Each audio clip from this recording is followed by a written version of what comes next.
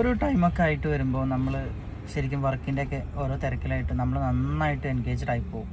പല ആളുകളുടെയും ഒരു സിറ്റുവേഷനാണത്. അപ്പോൾ എന്താണെന്ന് വെച്ചാൽ, അപ്പോൾ നമ്മുടെ ഫാദർ അല്ലെങ്കിൽ മദർ അവരൊക്കെ കുറച്ച് ഏജായിട്ട് വരുന്ന ആളുകളാണ്. അപ്പോൾ നമ്മൾ എന്താണെന്ന് വെച്ചാൽ, നമ്മൾ വർക്ക് കഴിഞ്ഞ് വന്ന് കഴിഞ്ഞാൽ കുറച്ച് സമയം അവരായിട്ട് സ്പെൻഡ് ചെയ്യണം, അവരായിട്ട് സംസാരിക്കണം. ഇതൊക്കെ അവർ ഒരുപാട് എക്സ്പെക്റ്റ് ചെയ്യുന്നുണ്ട് നമ്മളിൽ നിന്ന്. അത് മറ്റൊന്നുമല്ല, നമ്മുടെ ജീവിതത്തിൽ നമുക്ക് വേണ്ടപ്പെട്ട എല്ലാ സമയങ്ങളിലും അവർ നമ്മുടെ കൂടെ നിൽക്കുകയും നമ്മുടെ ആവശ്യങ്ങളും നമ്മുടെ പ്രശ്നങ്ങളും കേൾക്കുകയും ചെയ്തിട്ടുള്ള ആളുകളാണ്. പിന്നെ നമ്മൾ അവരെ അങ്ങനെ നമുക്ക് വേണ്ടി ചെയ്തിരുന്ന അവരെ നമ്മൾ തീർച്ചയായിട്ടും നമ്മൾ എന്നും തിരിച്ചറിയേണ്ടതായിട്ടുണ്ട്. അവർക്ക് അവരുടേതായ ആവശ്യങ്ങളുണ്ടായിരിക്കും. അത് നമ്മളടുത്ത് പറയാനുള്ള ഒരു സമയമാണ് ആ ഒരു സമയം എന്ന് പറയുന്നത്.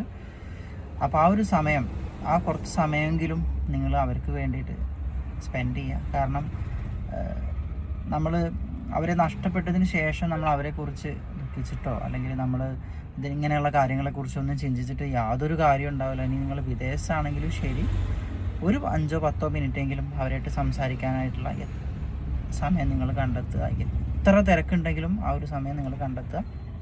അതൊരു കാര്യം നമ്മുടെ പുതിയ തലമുറ ഒന്ന് ശ്രദ്ധിക്കേണ്ട ഒരു കാര്യമാണ്. കാരണം അതങ്ങനെയാണ്. കാരണം അവർ നമ്മളിൽ നിന്ന് ഒരുപാട് എക്സ്പെക്റ്റ് ചെയ്യുന്നുണ്ട്.